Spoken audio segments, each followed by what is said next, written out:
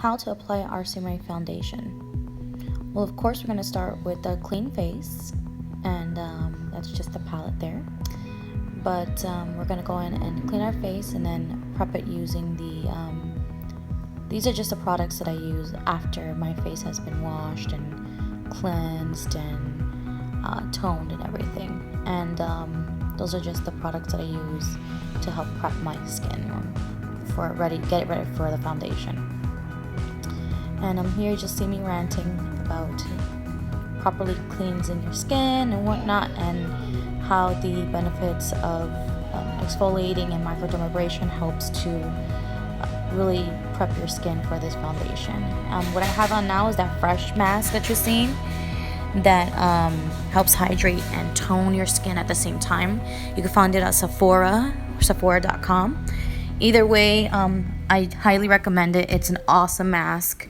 I use it almost every single day, and it's really helped to hydrate my skin, especially in this Miami weather. So I do recommend it. I think you guys would definitely appreciate it. Yep, I have that serum, which is the Marula oil, whatnot, and everything, and I've applied that. So this is what the foundation palette looks like. Typically I use that color that's right there showing on the second row, and I adjust it using the yellow and also a bit of the black. The adjuster colors are your friends. Do not be afraid of them. They're there for you to use and utilize. And I really do hope you guys get accustomed with color theory. It's going to help you in your artistry. And here you'll see me bare skinned, and I'm going into color correcting now to a little bit of red and a little bit of yellow. Of course, you know that makes orange, but I don't want that solid orange that you see a bunch of people using. I'm actually going to add a little bit of yellow if you are a little bit lighter, and if you're a little bit more olive tone, that orange does actually help, and it works 9 out of 10 times. My the undercolor of my eyes are not that bad, so I don't need that deep of a orange. So I'll mix a little bit of white in there, or if not, sometimes yellow. And you see me emphasizing that I have a blemish there, and it's kind of red, so I make my custom green because I absolutely hate that mint color.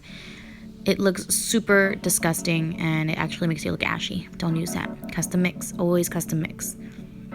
This is me just showing you how I work the product, and it's just that simple. You're actually taking the product with your clean spatula, and my hands were cleaned and sanitized, and I just work the product in, and I continue to play with it and move it around and really warp it so that it smooths over and it goes onto your skin like that, just like that. And you see me custom mixing that black into that so I can deepen the color. Do not be afraid of the black.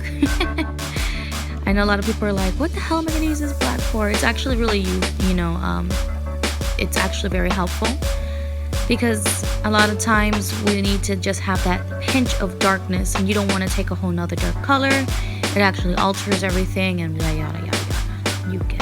You get it. So yeah, I really wanted to spend time showing you guys how I actually mix it and work it in, because it really warms up and it's beautiful. So here I am hand applying it with my fingers, and you would think that this is not enough foundation for me, but I can promise you it is. It literally is, honestly. And yep. Sometimes what I like to do is I'll go ahead and I'll scrape it off of my skin. Sounds weird, but I'll scrape it off the back of my hand. I'll say that better. And I'll work the product directly from the spatula. And what I have now is a dry, cleaned synthetic foundation brush. And all I'm doing is spreading it over. And you can tell already that I have enough coverage. I mean, if there are those women who prefer a heavier coverage, and you can go back and you can add. And what I'm doing now is I'm holding that Scandinavia bridal setting spray. Sometimes what I like to do is I like to spray a different brush with it and then go into the product, or I'm not going into the product, I'm sorry. Go into the areas like underneath my eyes, in between, like on the crevices of my nose or my upper lip, which tends to sweat for some reason. And I like to set that with the foundation. So I'll take a little bit of the foundation off of the spatula and then mix it with the product that has the spray on the brush, a dry brush, please. Cleaned dry brush prior to adding the setting spray, and then I will add that into underneath my lip and underneath my eyes, just to set it a little bit. And I'm telling you, I take so little product, like it looks like a lot because I've actually smeared it everywhere whenever I get into the focus into the camera, but it's literally not that much, like it's not. And here I am custom mixing my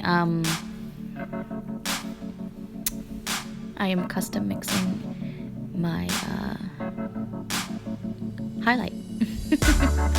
I am here just custom mixing. I think I should just put some damn music in the background because this is weird. This is my first time doing a video, and I'm just highlighting the points where I want to highlight. Contouring is not necessary for everybody.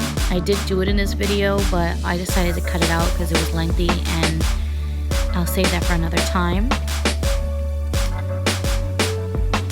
But yeah, here I am just, you know, highlighting the areas where I want to have it much lighter and much, you know, have it come forward. And then I am here custom mixing a blush. Yes, a blush. That's what I love about this product, that it's so versatile. I used it for, like, when you see the final result, I used it for everything. I used it for my correction, for my foundation, for my contour, for my highlight, for my blush, for my lipstick even. And you'll see that later on. I mean, I didn't put the clip in, but the end result that you see, it's all basically used from this RCMA foundation palette.